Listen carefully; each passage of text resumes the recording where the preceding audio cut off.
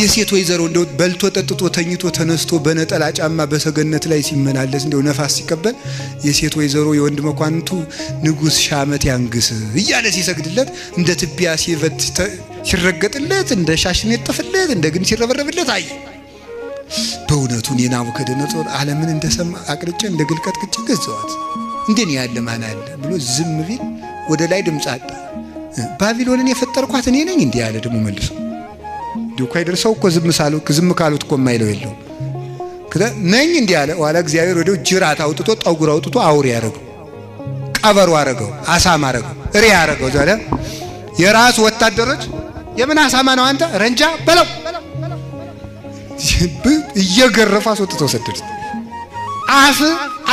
አፍ አውሬ ያረጋል በሞት አፍ አውሬ ያረጋል ብሎ ከራሱ ቤተ መንግስት እንዲሰደድ ያደረገው ምኑ ነው? አፉ ነው። አስወጥቶ ሰደደው። አውሬ እየበላ አውሬ ሆኖ እየበላ ኋላ እግዚአብሔር ቸር አይደል ደግሞ የአራዊት ንጉስ አረገው። እዚህ ውስጥ የአራዊት ንጉስ አድርጎት አራዊቱ ሊሰግዱለታል፣ ይሰግዱለታል። ያደኑትን አምጥቶ ባፋቸው ይሰጡታል። አይምሮውን አላበላሸበትም። አይደል እንደው ጅራቱን እግሩን እንደዚያ ነው ያረገው። ወላ ምን ይላል ደግሞ ባይምሮ ደግሞ ተመልከ አፉ ስለማይነገር ደግሞ በልቡ ተናገረ።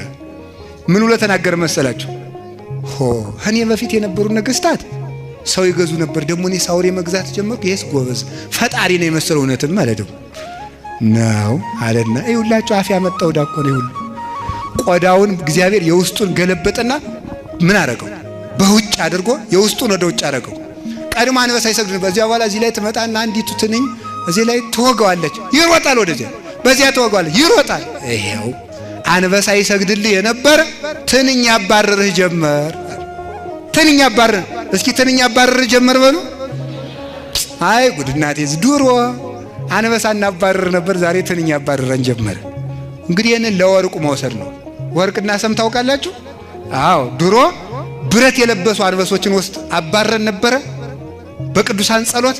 ዛሬ ግን በኩራታችን ስራ ሳይኖረን ባፋችን ብቻ በመፈከራችን ትንኝ ያባረረን ነው። ኋላ ምን አለ መሰላችሁ?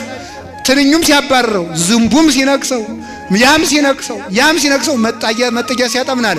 መንግስቱ ዘላለም ወምኩናኑኒ ለትውልደ ትውልድ። ለካ ግዛቱ ለልጅ ልጅ የሆነ መንግስቱ ለዘላለም የሚሆን ለካ እግዚአብሔር ብቻ ነው አለ። እንዲህ ብሎ ሲናገር ባንደበቱ መልሶ ምን አደረገው? ሰው አደረገና ወደ ቤተ መንግስቱ መለሰው። ባፉ ተሰዶ ነበር፣ ባፉ ተመለሰ። ባፋችን ተሰደናል፣ ባፋችን ለመመለስ ያብቃን። ከተሰደድንባት ሀገራችን ከምንሰደድበት እግዚአብሔርን እንዳናመልክ ከምንታገትባት ከርስታችን ከኢትዮጵያ ተመልሰን ነግሰን ለመኖር ያብቃን። ለዚህ ነው ቅዱስ ዳዊት